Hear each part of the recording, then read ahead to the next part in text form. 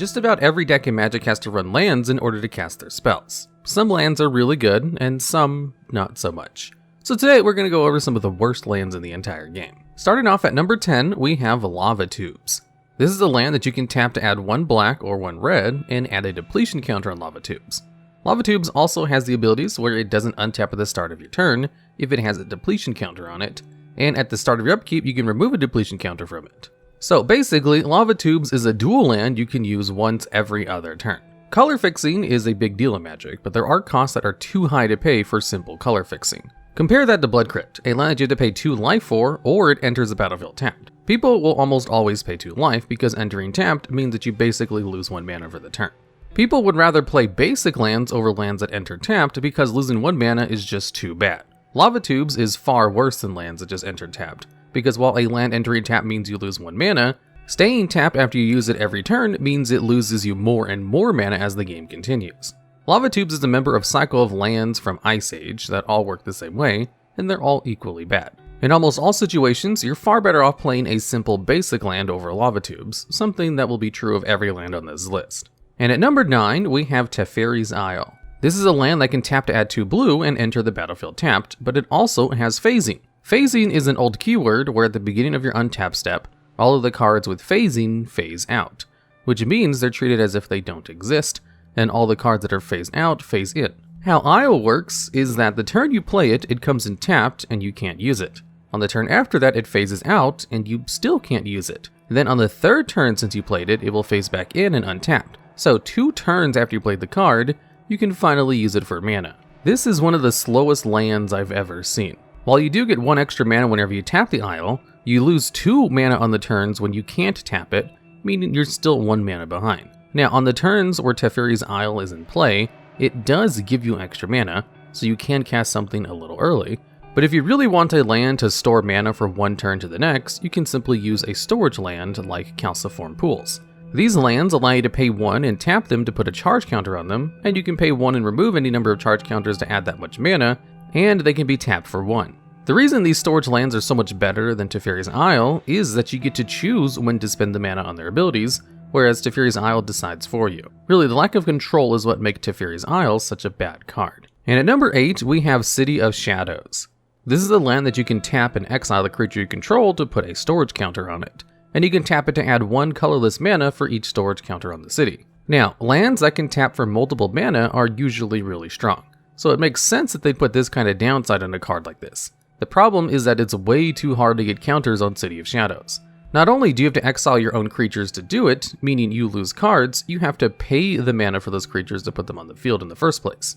The final nail in the coffin is how long doing this will take. You can only put 1 storage counter on the city each turn because you have to tap it to activate its ability. Even if you get a land that can tap for 3 mana a turn, if it's turn 7 and your opponent has a huge board, the extra mana likely won't help. There are a few ways to make this card better. You can use tokens to soften the blow, or you can use cards with Proliferate. Proliferate is a keyword where, whenever you proliferate, you choose any number of permanents and players and put an extra counter on them for each kind of counter already on them. So, once you have a storage counter on the city, you can use Proliferate cards to add more counters onto it. While tokens and Proliferate cards do make City better, it's ultimately just too slow and requires too many resources to be worth it. And at number 7, we have Undiscovered Paradise. This is a land that you can tap to add 1 mana of any color, but when you do, it bounces back to your hand during your next untap step. So, Undiscovered Paradise 1-ups Lava Tubes by not only losing you a mana every time you use it, but eating up one of your land drops every time as well. To quickly summarize how lands normally work, players get more and more lands as the game continues, allowing them to cast more and more expensive spells. We need to go over this because if you're playing Paradise, you'll be 1 land behind every time you use it. So while your opponent is on 6 lands, if you only use Paradise, you'll be on a single mana. Getting rid of your lands is a downside that usually only shows up on lands that are extremely powerful, considering that Undiscovered Paradise is basically just a mana confluence, a land that only requires you to pay 1 life for the same effect. Paradise isn't anywhere near good enough to warrant such a crippling cost. The only situation where I can even imagine this being good is with Landfall, a mechanic that triggers when the land enters the battlefield under your control. So Paradise would guarantee that you would always have a land to drop for them, but you could simply use cards like the bouncing lands to accomplish the same thing by just bouncing them with your own effect. But you don't have to do that if you don't want to, so it's completely irrelevant in the one situation where it could be useful. And at number 6, we have Forsaken City. This is a land that you can tap to add 1 mana of any color, but doesn't untap during your next untap step. And during your upkeep, you can exile a card from your hand to untap it. Forsaken City is yet another land with a massive downside and ability that doesn't warrant one. However, unlike City of Shadows, which also makes you give up cards to make mana, Forsaken City doesn't even give you any extra mana. All it gives you is color fixing, which is usually priced at 1 life per activation. It's worth remembering that you only draw 1 card every turn, so untapping your city basically requires you to give up the 1 card you get each turn for a single mana, something that your lands usually give you for free. The timing of it is pretty bad too. Having to decide whether or not to untap during your upkeep means that you don't know what you're drawing that turn yet, so you have to guess whether or not it's going to be worth it. Though honestly, you're probably better off just leaving it tapped anyway.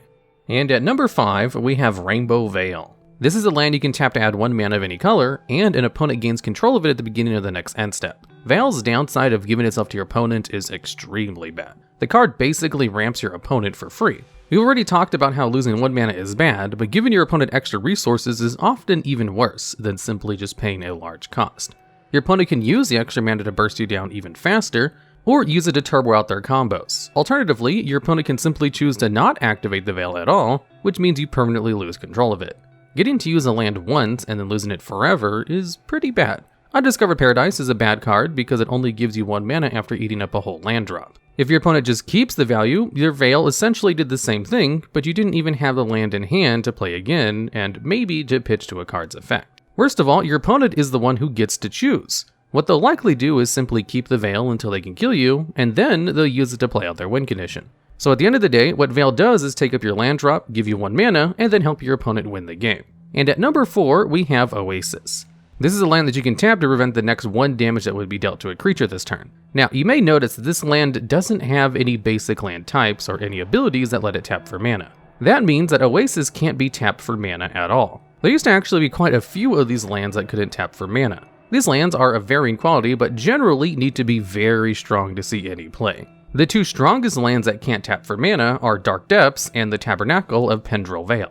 Dark Depths is part of a combo that makes a 20/20 Merit-Latch token, while Tabernacle is an amazing stacks piece that really punishes creature decks. That was a bit long-winded, but it is necessary to show how strong the effects of these lands need to be worth playing. Oasis' ability to prevent 1 damage that would be dealt to a creature is so minimal that it wouldn't even see play if it was a 0 mana artifact. Preventing 1 damage to your creatures can be used to save them if they would be dealt damage that is exactly equal to their toughness. In any other situation, it does stone cold nothing. Damage prevention is maybe the only effect in the game that's less useful than life gain, because you need it available in such specific circumstances that you'll almost never actually be able to make use of it. Oasis has an ability that almost never does anything, whereas all the other cards in this list so far can at least help you cast your spells. And at number 3, we have Halls of Mist. This is a land that has the ability where creatures that attack during their controller's last turn can't attack, and also has a cumulative upkeep of 1. A cumulative upkeep is an ability where at the beginning of your upkeep you put an age counter on the card with cumulative upkeep, and you have to pay a cost for each age counter on it or sacrifice it. So the turn after you play it, you have to pay 1 mana or sacrifice it. Then on the next turn you have to pay 2, and then 3, and so on and so forth. Cumulative upkeep is a huge downside. You'll pretty much always end up having to sacrifice the card eventually, so you need to try and get a good amount of value of the card while it's still in the field. Unfortunately, Halls of Mist has one of the least impactful effects I've ever seen on a card. Preventing creatures from attacking every other turn is fine, but it's not the kind of effect you really use a whole card for.